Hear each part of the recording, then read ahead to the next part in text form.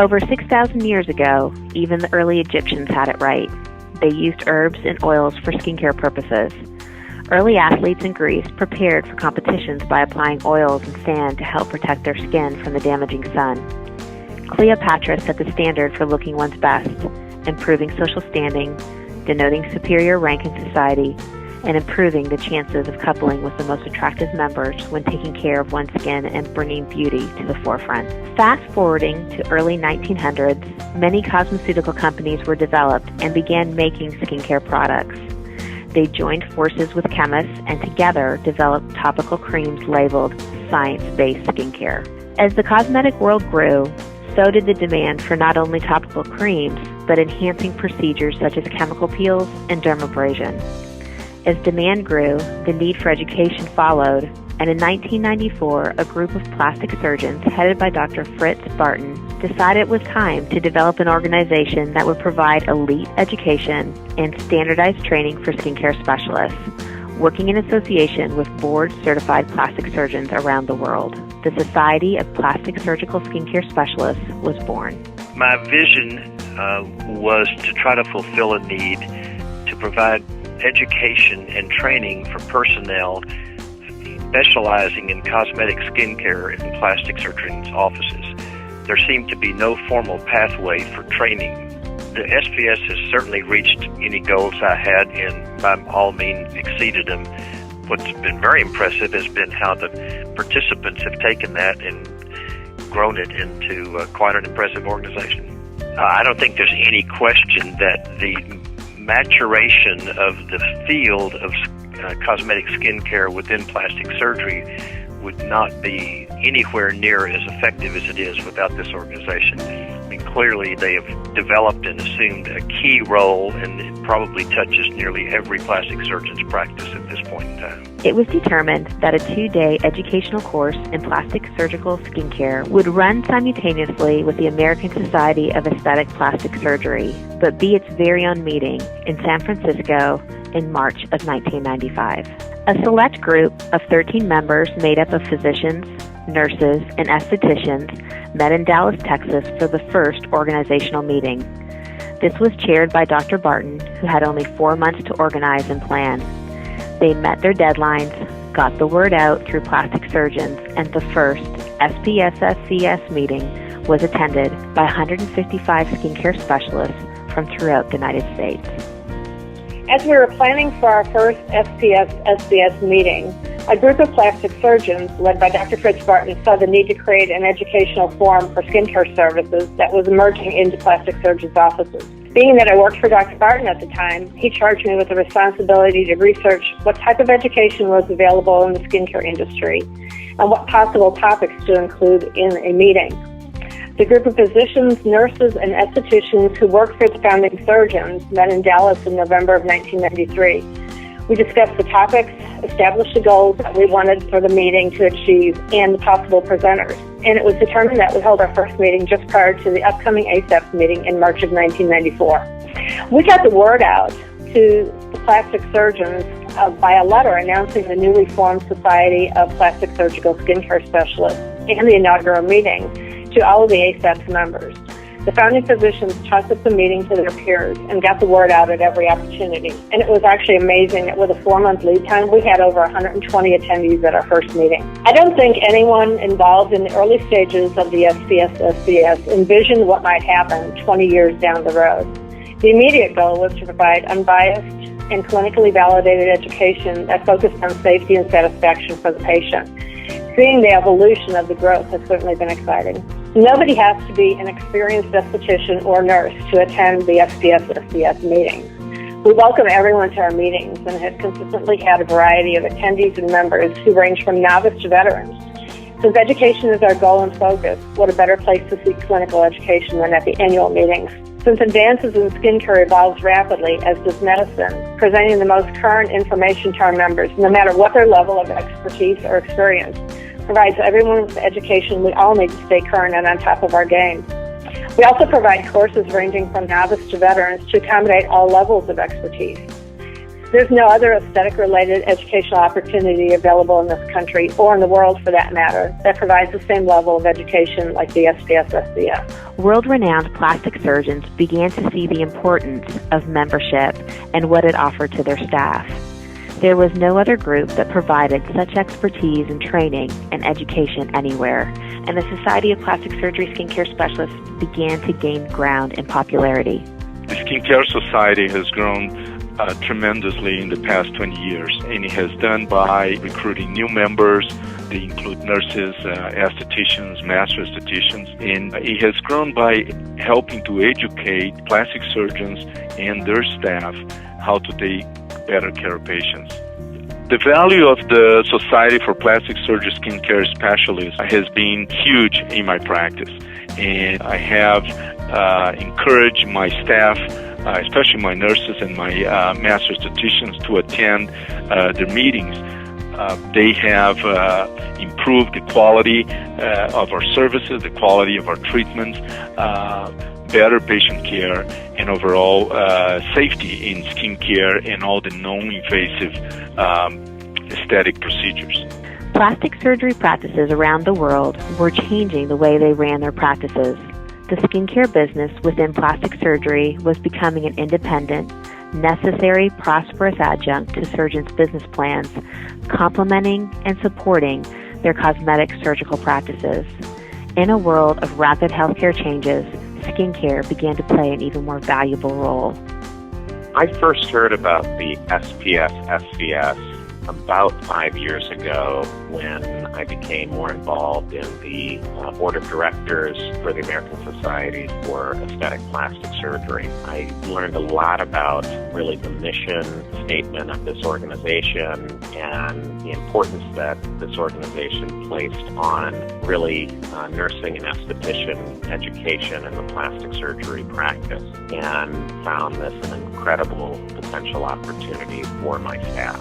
The SPSSCS meeting, which happens annually with the American Society for Aesthetic Plastic Surgery meeting, is an absolute must for my 2 clinical nurses at the Pew Institute in Chicago. I've had an opportunity to get direct feedback from them over the past 3 years, and even though the meeting was excellent to begin with, it has grown in terms of the value that it has provided to my nurses, and it's something that they really look forward to year after year. I feel that really this organization, through the newsletters and the meetings, have helped to really direct focus and attention for my nurses on advanced skincare and certainly cosmetic nursing in general, and so I consider this an invaluable organization. The SPSSCS as an organization has delivered significant value to my practice in Chicago and now in New York. We have a very comprehensive program, both in terms of surgical and non-surgical cosmetic medicine, but also over the last 2 years, advanced skincare. And really the SPSSCS has provided, I think, a really nice framework for my nurses to kind of focus their attention on continuing medical education, staying up to date on the latest in terms of national nursing concerns for skincare. And they've also become much more versed in the subject of skincare. As the society membership grew, education continued to be at the forefront of the offerings and agenda at the annual meetings. Members quickly learned that through the society, they could acquire the tools necessary to set their skincare business apart.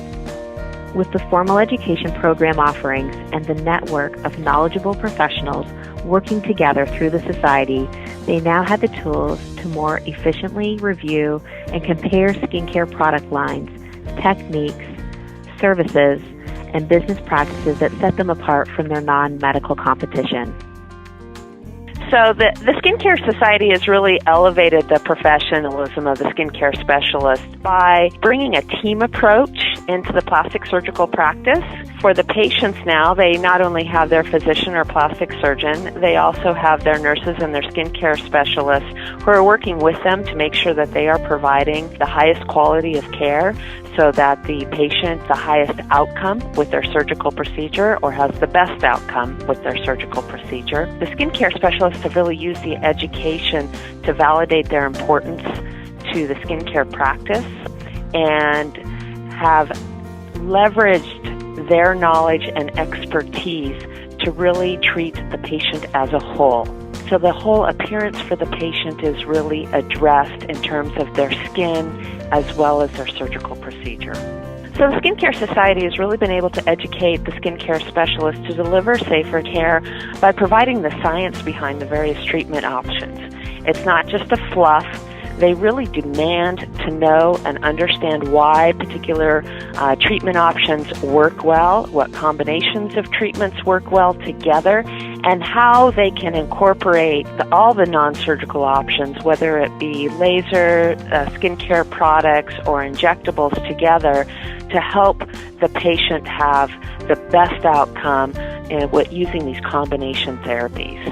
The Skincare Societies really help grow the skincare practices and the non-invasive sides of the surgical practice because patients use the skincare side as an entry point.